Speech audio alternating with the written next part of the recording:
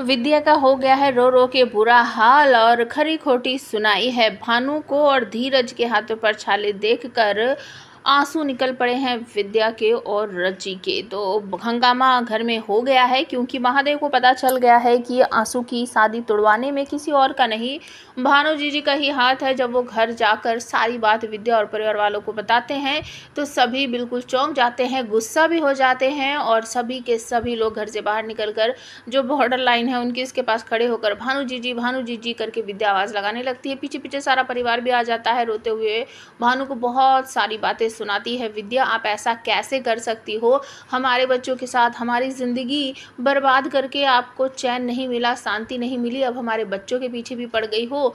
तो यश और भानु घर से बाहर निकलते हैं। भानु कहती है हमने कुछ नहीं किया है, तुमने की है अपने बच्चों की ज़िंदगी बर्बाद अपने बेटों का बाप महादेव को बनाकर। जिस दिन ये पैदा हुए थे तुम्हारे घर में उसी दिन इनकी किस्मत खराब हो गई थी क्योंकि इनका पिता महादेव है।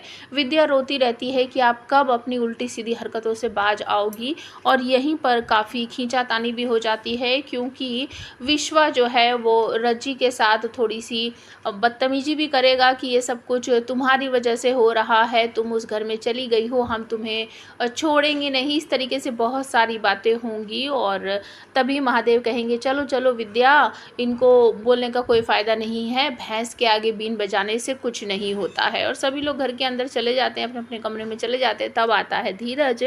धीरज को देखकर विद्या चैन की सांस लेती कहती धीरू धीरू आ गया बेटा, तू आ गया बेटा, तू क्या लाया है। उसके हाथों में से देखकर कहती है खाना। फिर उसके आंखों से आंसू टपकने लगते हैं क्योंकि धीरज की कंडीशन थोड़ी सी ख़राब है। उसके चेहरे पर सभी जगह धूल मिट्टी लगी हुई है, उसके हाथों में छाले पड़े हुए हैं। वो पूछती है क्या हुआ है, क्या हुआ है। कुछ नहीं माँ, कुछ नहीं माँ करते करते वो कमरे में जाने की कोशिश करता है और रज्जी भी उसके पीछे पीछे जाती है। वहाँ जाकर कहती है क्या हुआ है, तुम इतने थके हाल फटे हाल क्यों हो रहे हो कि बस बहुत हो गया, अब तुम ना अपना ड्रामा क्रिएट मत करो, हम माँ के आंसू देखकर ही पहले ही परेशान हो गए हैं और अब तुम भी शुरू हो गई हो। वो कहता है कि हम खाना लाए हैं, जल्दी से मुँह हाथ धो लो।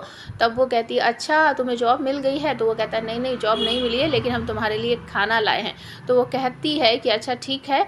वो जल्दी से अपनी एक नोटबुक निकालती है, उसमें कुछ लिखने लगती है। धीरज कहता है ये लिखाई पढ़ाई छोड़ो, पहले खाना खा लो। तो वो कहती है हम लिखाई पढ़ाई नहीं कर रहे, सारा हिसाब लिख रहे हैं, जब हमें जॉब मिल जाएगी हम सारे पैसे देंगे। तो धीरे से वो अपना जो पैकेट है वो उसके हाथों में थमाता है।